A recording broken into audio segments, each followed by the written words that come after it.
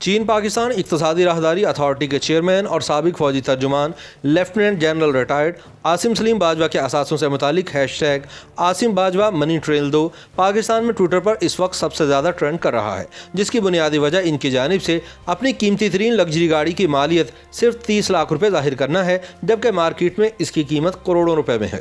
وزیر اعظم عمران خان کے معاونین خصوصی اور مشیران کی جانب سے اثاثہ جات اور شہریت سے متعلق تفصیلات منظر عام پر آنے کے بعد سوشل میڈیا صارفین اس معاملے کی جان چھوڑنے کے لیے تیار دکھائی نہیں دیتے۔ کپتان کے معاونین کی دوہری شہریت سے لے کر پاکستان اور بیرون ملک ان کی جائیدادوں، بینک اکاؤنٹس اور کاروباری شراکت داریوں تک فراہم کی گئی ہر تفصیل پر مسلسل تبصرے کیے جا رہے ہیں۔ ان شخصیات میں سے چند کے زیر استعمال لگژری گاڑیاں بھی بہت سارے سوشل میڈیا صارفین کا دل لبھا رہی ہیں۔ BBC اردو کے مطابق ایسا محسوس ہوتا ہے کہ سوشل میڈیا صارفین ان مہنگی گاڑیوں کی بتائی گئی قیمتیں سن کر سکتے میں ہیں۔ بہت سارے صارفین ایسے ہیں جن کا دعویٰ ہے کہ معاونین اور مشیران کی جانب سے ان کی گاڑیوں کی بتائی گئی قیمتیں مارکیٹ ریٹ سے بالکل مطابقت نہیں رکھتی۔ BBC رپورٹ کے مطابق مثال کے طور پر وزیر اعظم عمران خان کے معاون خصوصی برائے اطلاعات عاصم سلیم باجوہ کی ٹویوٹا ZX کو ہی لے لیجئے۔ ان کی جانب سے فراہم کردہ تفصیل کے مطابق سن 2016 ماڈل کی اس لگژری گاڑی کی قیمت 30 لاکھ روپے ہے۔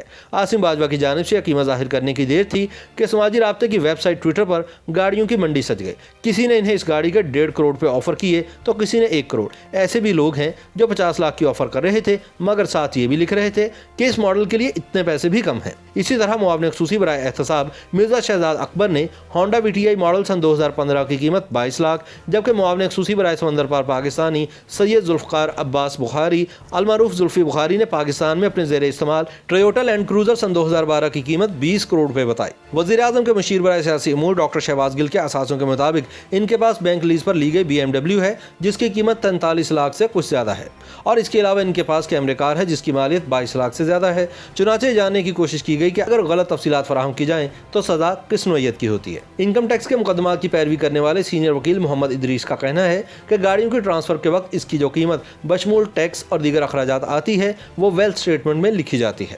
سادہ زبان میں آپ کہہ لیجئے کہ گاڑی خریدتے وقت اس کی جو قیمت طے ہو کر کاغذات میں لکھی گئی ہو وہی اس کی مالیت ہوگی، اور ٹیکس معاملات اور کاغذات میں وہی قیمت درج کی جائے گی۔ یہ قیمت کسی بھی اثاثی کے موجودہ مارکیٹ ویلیو سے کم یا زیادہ ہو سکتی ہے۔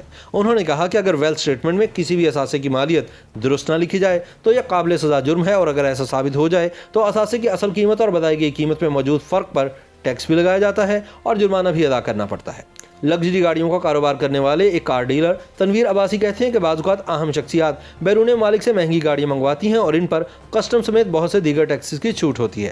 انہوں نے کہا کہ ان کے تجربے کے مطابق پاکستانی مارکیٹ میں عاصم باجوہ کی ملکیتی ماڈل کی ٹویوٹا ZX کی سن 2010 ماڈل کی قیمت 1.5 کروڑ روپے سے زیادہ ہے۔ توقیر عباسی کے مطابق اس ماڈل میں اگر ٹاپ آف دی لائن نہ بھی ہو تو بھی گاڑی کی قیمت 2 کروڑ روپے کے قریب ہوتی ہے۔ اسی طرح انہوں نے بتایا کہ عام صارفین کو بیرون ملک سے گاڑی پاکستان لانے پر بہت زیادہ ٹیکس ادا کرنا پڑتا ہے۔